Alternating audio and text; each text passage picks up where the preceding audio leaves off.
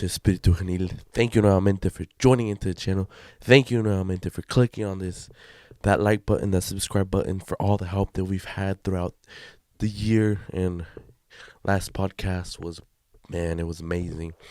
I know I promised y'all something and I couldn't deliver, but as I was talking with one of my good friends, mentors, I don't know what you want to call him, but just an amazing person in my life. I was telling him that a lot of people I feel that truly know me, like outside of like the people that don't really know me, that just watch me through YouTube, like my Jovenes from St. Michael, or like anybody that knows me around, feels like I've had everything handed down to me. And in general, yeah, because I'm living a great, lavish life, because that's what God's given me the opportunity to do, to be able to live this life of pure happiness. But it's not always like that. So, like, I know I kind of said a little bit of my testimony on the very first podcast, but that's been a while back. And update y'all, and really, like, not everybody watched the videos. Now I feel like the people actually watch the channel. They watch it for subsistence, to like get stuff out of it, the knowledge and the understanding, right? So today's podcast, today's episode will truly be down to really get to know who I am, who Victor Manuel Diaz is, and what he's been through his life, like what truly has happened, and everything that has been since I was born.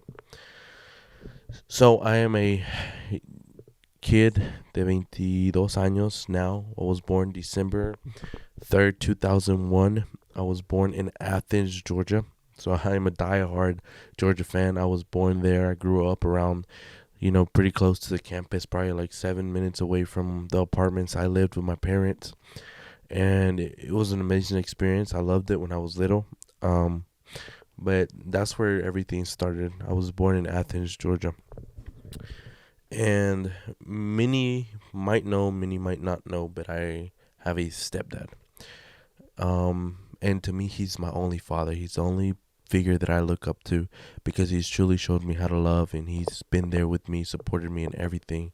And of course, my beautiful mother, and I have two brothers and one sister, and one amazing cousin that lived with us since she was 15. So she's practically part of my family, I call her my sister.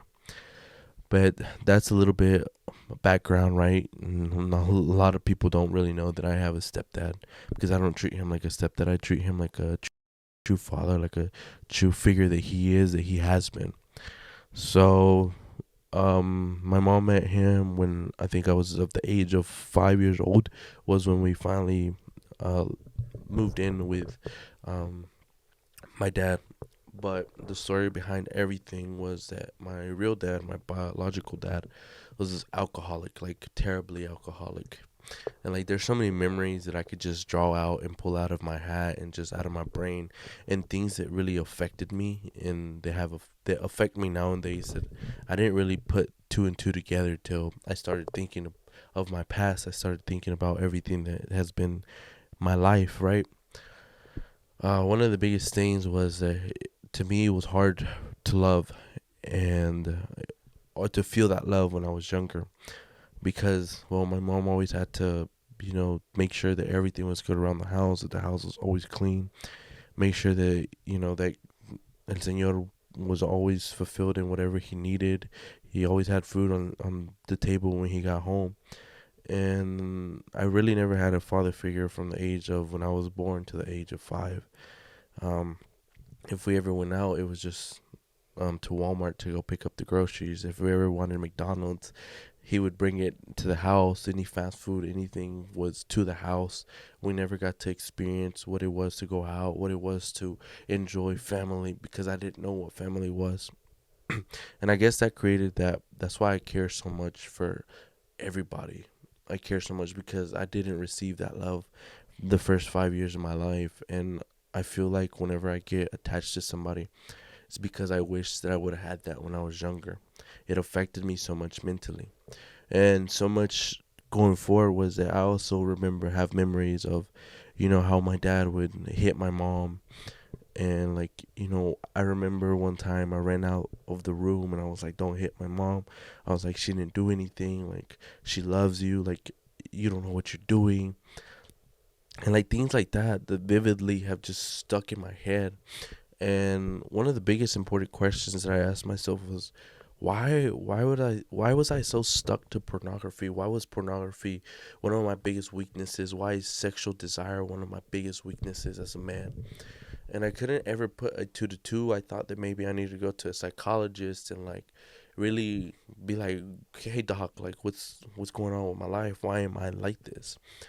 And as I'm going through my memories, as I'm digging deep inside my memories, I remember that those moments when El Señor would get home and he would argue with my mom. She would send us to the room and she would tell us to turn on the TV and she'd give me the control. My sister was like 1 year old, maybe two at max, so not many memories from that.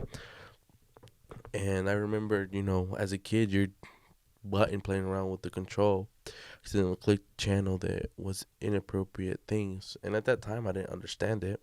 I didn't know what that was. I didn't know what sex was. I didn't know what pornography was. So in the kid's mind, I thought, what are those two people doing together, naked?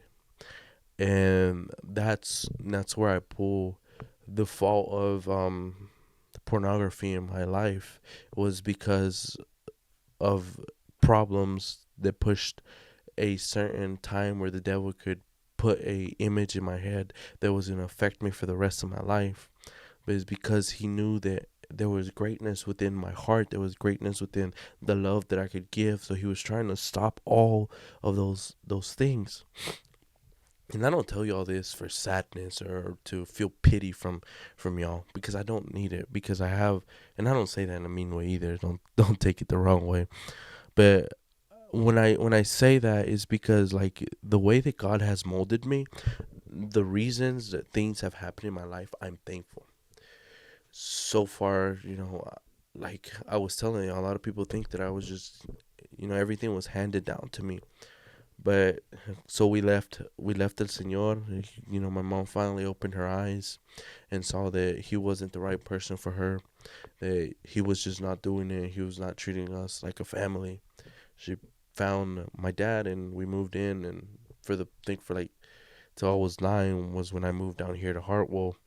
Um, we lived in apartments and I was pretty happy, and I didn't think we needed much. I remember that I grew up, like the very first apartment that we moved into was a 1 bedroom apartment with a living room and 1 bedroom, and it was four of us. It was my mom, my dad, me, and my sister, and it was just like I remember all those vivid memories of not having a lot, and where we're at now. It's just like, whoa, like I never thought I would get or be here, be in a position to have so much. And it's because I've truly given my life to God.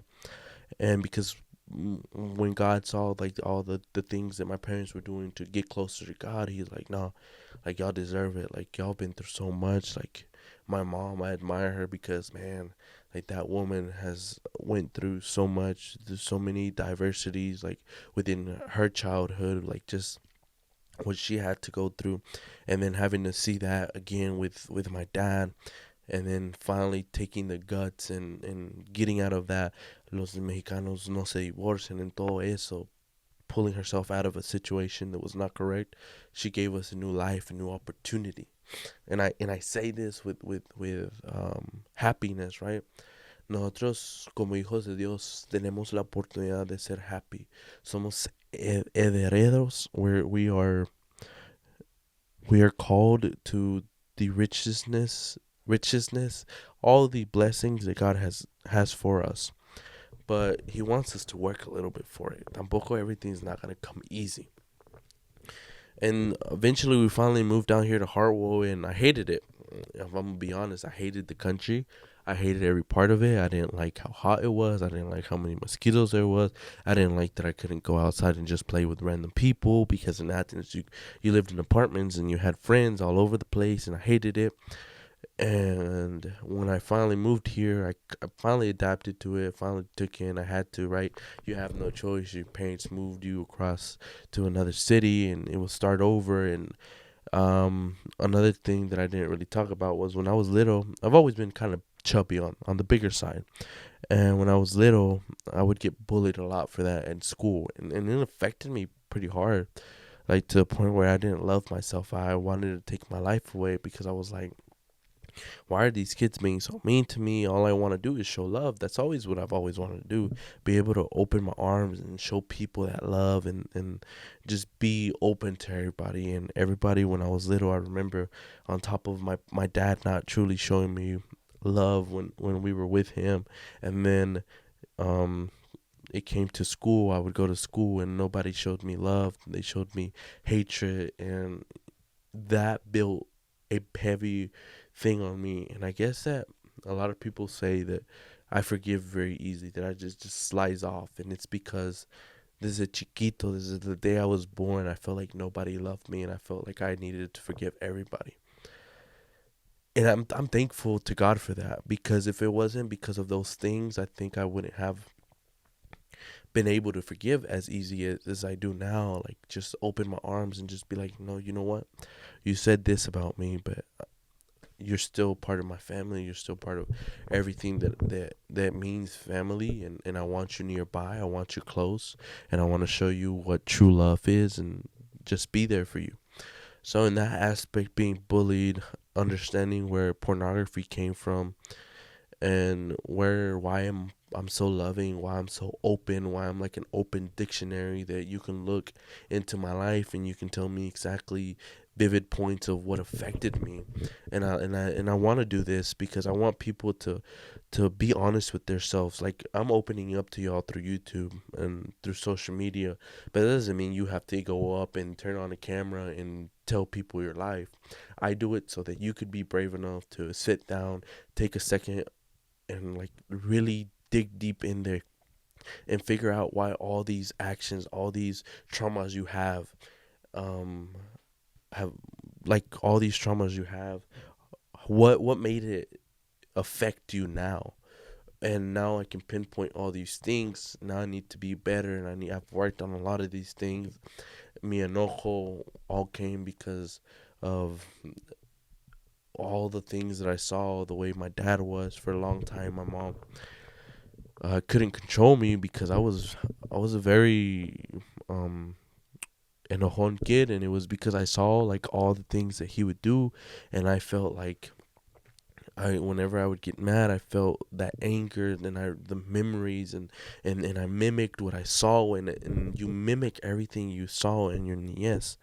That's why I say you have to really. That's why I was listening to the theology of the body, and man, it's so amazing. And the first thing that they talked about was what's the reasoning behind the human? What's our purpose? And a lot of times, like people just want to. He said one thing. He said it was like if you come into a movie in the middle and you don't watch the beginning or the end, you're basically in the drama in the middle. And a lot of people judge within the drama, but they don't judge you based on all the things that you've been through and all the things that you're doing. And um I feel like a lot of people judge me within my drama that's going on, within everything that's going on, but it's like, guys, like, y'all don't know where I've come from. Y'all don't know what I'm doing for y'all behind the scenes, like. And the advice that I give you throughout this podcast, throughout this episode, is we shouldn't judge people before knowing their past, before going back, before understanding what our purpose is. And the biggest purpose is to obviously talk and praise God and be able to sit in his presence, right? And that's the biggest thing that we have to do como joven, like youth. We have to open our arms and be able to dig back and be able to hear people. That's why God gave us 2 ears and one mouth, because he wanted us to listen more, to be able to separate ourselves, pull back, and understand what's going on, understand why your life is the way it is.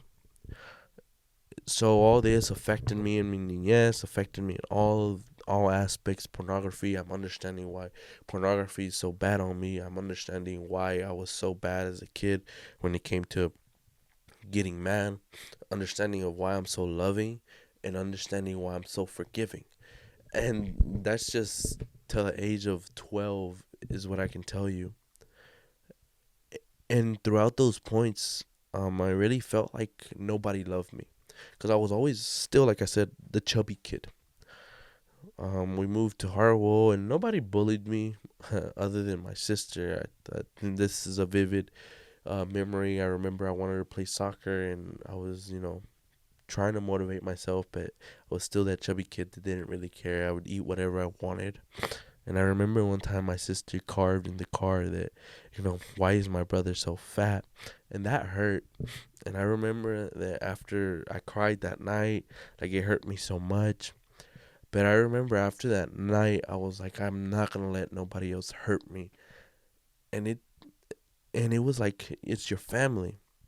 But I had to be able to forgive her for what she said because she didn't mean it completely, but it was the truth. But there's ways that you can say things. Was it true? Yes. Did I need to lose weight? Yes. But there was ways in which you tell people the things that you want to tell them. And usually we tell people based on the drama, based on emotions. And when you tell people based on your emotions, that's when everything goes wrong. But when you tell people based on uh, biblical, based on a level-headed person, like you have no business within it. It's like you're able to understand it. You're able to give that message out there better than what it is, or you've been through it.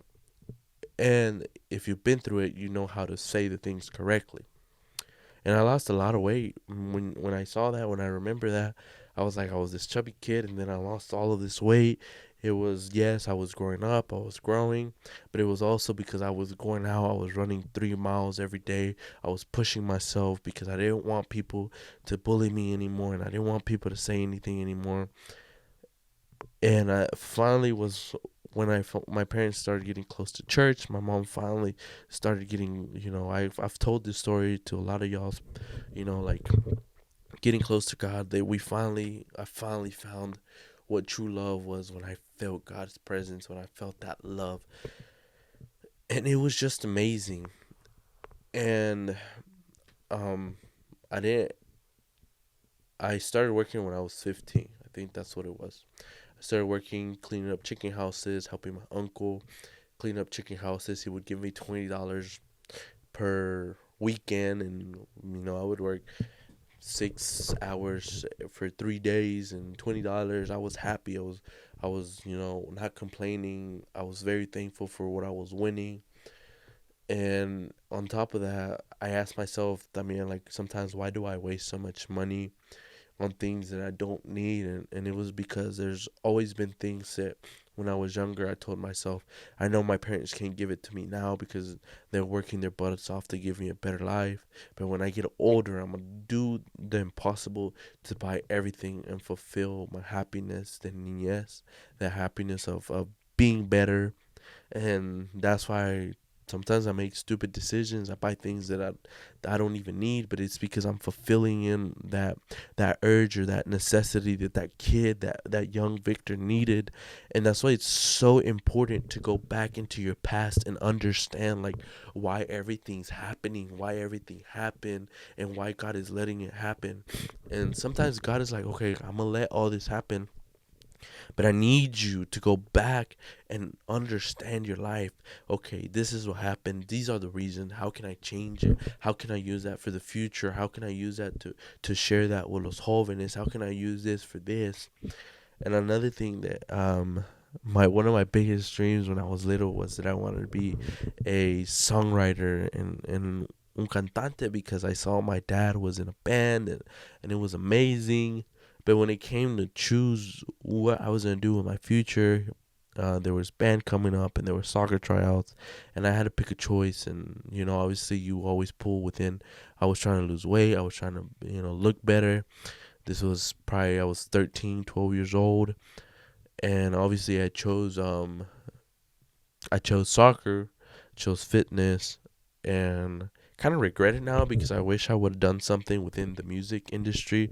I feel like it's always connected with me. It's always been something that I've just vividly loved. Just the words, las alabanzas, like everything within that. I feel like that opens so many doors with God. Like just being able to praise Him. It's just a different way to praise Him, and I love it. Maybe one day in the future, God will give me um, the ability to push through and maybe make songs. I remember when I was younger, they might not have been the best songs, but it was things that I just wrote down that I loved, and it's just vivid memories like that, memorizing things and looking back at my life. What were the good things? What were the bad things? And I'm right now kind of like going through all the bad things, going through everything that I've been through, como un niño, because I want you to understand that my life wasn't perfect. My life wasn't easy. Everything was not handed to me. Everything was not just given to me. I had to work so hard. Let's skip all of high school. Life was great. God gave me different type of problems. You grow, you become better, you do great. My plans got switched around because God showed me a dream where He told me that He didn't want me to go to the army because that was my purpose. At that time, I was gonna go to the army, finish school, be a soccer player. I had 2 scholarships to go play soccer. I was fit. I was in great condition. The army was happy, and God showed me a dream. He's like, I don't want you to go nowhere. He's like, I have a purpose for you. He's like, but I need you to believe in me, and I need you to wake up tomorrow, and tell your recruiter that you're not going. And I trusted God, and I was like, man, God, what are you doing with my life? And I think maybe a month later, llega Francisco into my life, and things just started sorting out. I called George. I was like, George, I want to be part of y'all's group. And things just took off from there. And it was like, I remember that day vividly when I went to San Miguel for the first time. I stepped on that church. I turned off my car, and I was like, man, God, haz lo que tú quieras hacer conmigo. I'm scared. This is a new beginning. And before that, I skipped like a huge part on that, right? Was that before that, um I was working at a Mexican restaurant for maybe a year. I was a coordinador de jóvenes from the age of 15 till COVID happened. So 2020 was the last year that I was coordinador de jóvenes, and I kind of stepped away. I kind of got close to caring about money, money, money, buying me a new car, pushing me to be a better person. And me alejé de Dios. I was very close to drugs. I was very close to alcohol. It was easier for me to have access to sexual desires. Pornography was super easy. Was the moments when I wouldn't work on Sundays, like I would come home and I would just do inappropriate things that I shouldn't have been doing. But it was because I didn't understand what my value was as a human no more. I didn't know what it was to truly be a joven. Point is, I didn't have time to give my life to God no more. For a long time, I was very in love with the church. I loved everything, every aspect of it, and just moved on and got away from God, and it was hard. I think those were the toughest years for me at the moment. Was when I felt like God wasn't near me. I felt alone, and llega my dad with an opportunity. He's like, "Hey, there's a new uh, a plant opening here at Carry On. Like, maybe you should join. Maybe it's a great opportunity. Like it's like $15 an hour." And at that time, to me, that was a lot of money because I wasn't making nothing at the restaurant compared to what I would make there if I wouldn't have to work weekends. And like how God like started molding everything so that when Francisco came to my house, I was gonna be okay to go to Gainesville. I was gonna be okay to give my life to God again. So He molded it. He took me out of the restaurant. I didn't have to work the weekends no more. I wasn't as stressed no more. I could fulfill what God's promise was within that, to tell me to trust Him, and I trusted Him. all of that happened, and man, how God is so big and so amazing, like just love. And llegaron some engineers from Mexico that could only speak Spanish. They could speak somewhat of English, but not perfect. And throughout all of that, like, life was going great. They were teaching me how to fix the robots, how to move the robots, how to change this, how to change that. And at some point, I was running back and forth doing my job, going with them, translating, learning every aspect of the company. I was the only Hispanic there. I was the only one that was working his butt off to get what he wanted. Everyone else was coming in making $18, $20 an hour. I was still making $15 an hour, and I was by far, because of God, the hardest worker, because God implemented me that to be a great leader, to establish just wanting to be better. And because I had took all that from God, all the things that God had been doing, I was able to mold myself into somebody outside of just the church and be better for myself. And the opportunity finally surged that, like, they finally gave me more money, they finally gave me a new job title, and things just worked out at the time of whatever God wanted. And Francisco came, and he, like, maybe you should come back, you should, get close to God again. And I was like, man, I love God, but man, you're probably right, I need it. Called George, and like I said, everything was just like a movie from then on. I was able to acquire a new car because I was obviously making a lot more money than what I was at the restaurant, than what I was making when I first started there at the company. And it was just great. Life was great. I think for like the past 2 years, yeah, we'll complete 3 years going to Gainesville. But I think like the first 2 years were just full of blessings because God wanted me to stick by his side. But going back to now, life has been a little difficult. Life has been like a huge roller coaster for me, understanding everything God wants for my life. But the biggest thing he's telling me is to hold on to his promises, to hold on that everything will be okay, that he loves me. But everything was not handed down to me. I had to work my butt off. I had to suffer so much in mi niñez. And I had to kind of like put that aside to be a better man and take it and just walk with it and keep, pushing forward. And that's why I have the things that I have now, because of the time that I have to myself. I don't give it to myself, I give it to God.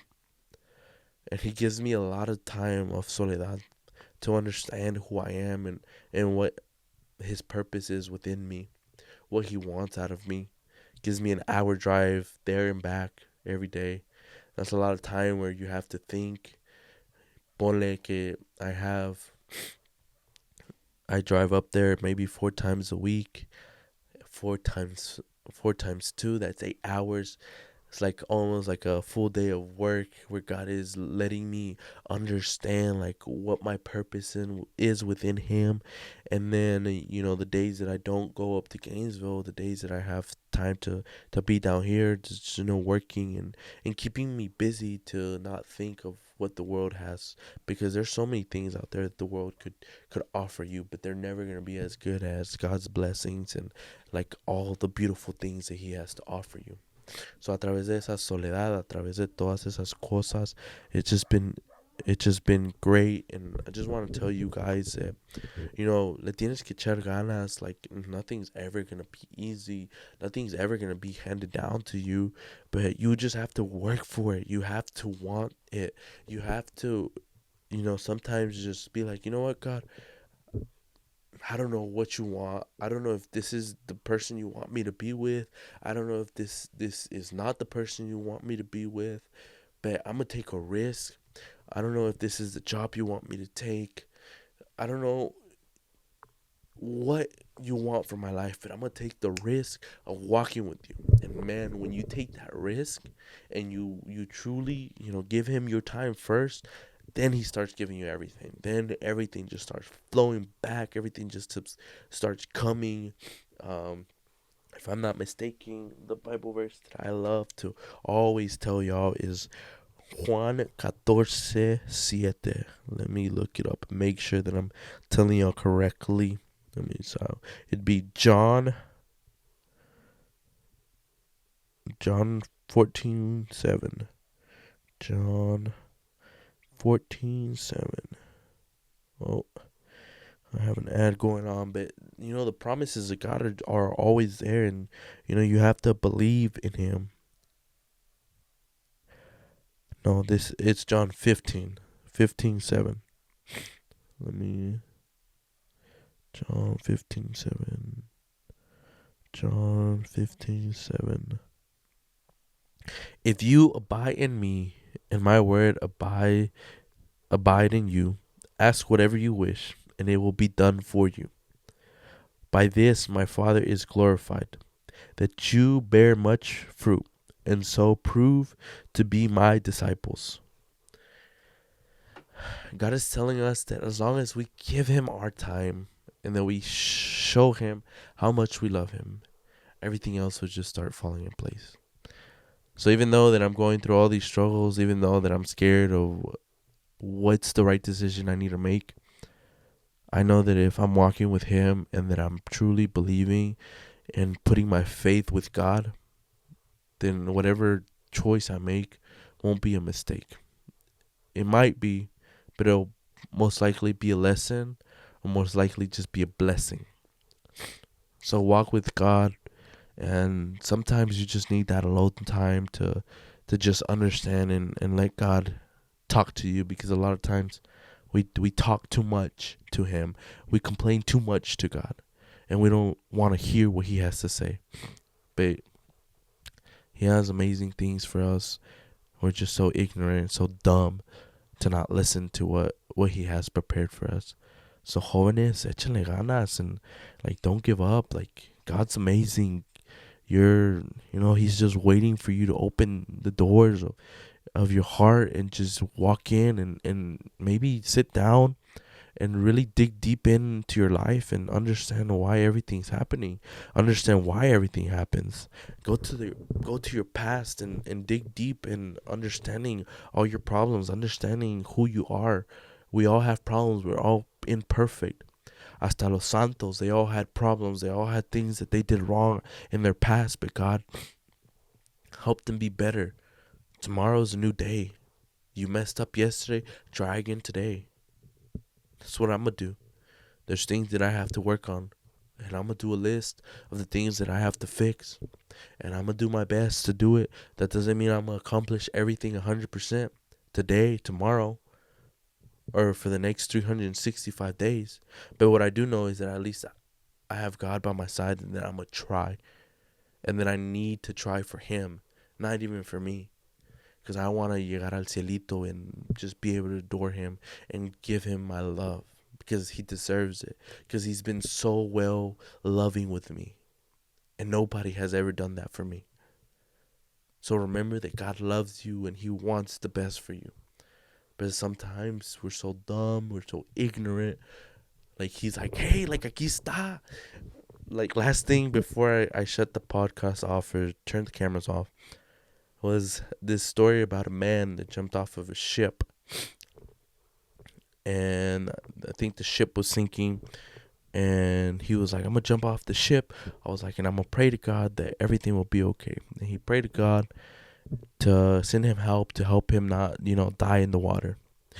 And then there was this big ship that came by and stopped and asked him if he needed help, and he said, no, it's okay, God's sending me help. So the boat left, the ship left. Then he prayed again to God. God, please help me, get me out of here. I don't want to die.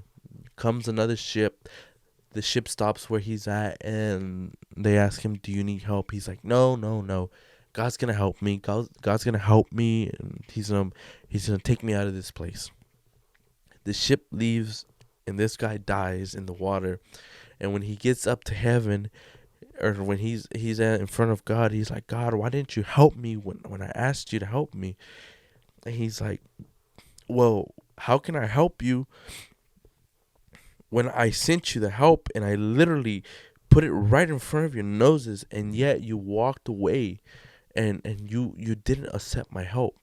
So what I tell you with that is that a lot of times God has already opened the doors you've asked for, but because of our ignorance, because of our humanity, because of the way we are, our unhumbleness, all the things that we lack in, block all of God's blessings. Sometimes it's so right, and you know that person's so right for you, but yet you do the stupid thing that you know will push that person away, and that ship goes away. Or you do that wrong thing at work, and that was the best job that God knew you were correct for, but you decided to be dumb and do dumb things for fun. Just be better. Be better. That's what I want y'all to get out of this. To be better, to just try and just love. God bless every single one of y'all. Please hit that subscribe button. Please, leave that like button. Share this video with other jóvenes. Like, I don't know what y'all might be going through, but remember that nobody's life is easy. All right, guys. I love y'all. Peace out. Espíritu Juvenil, and we're out.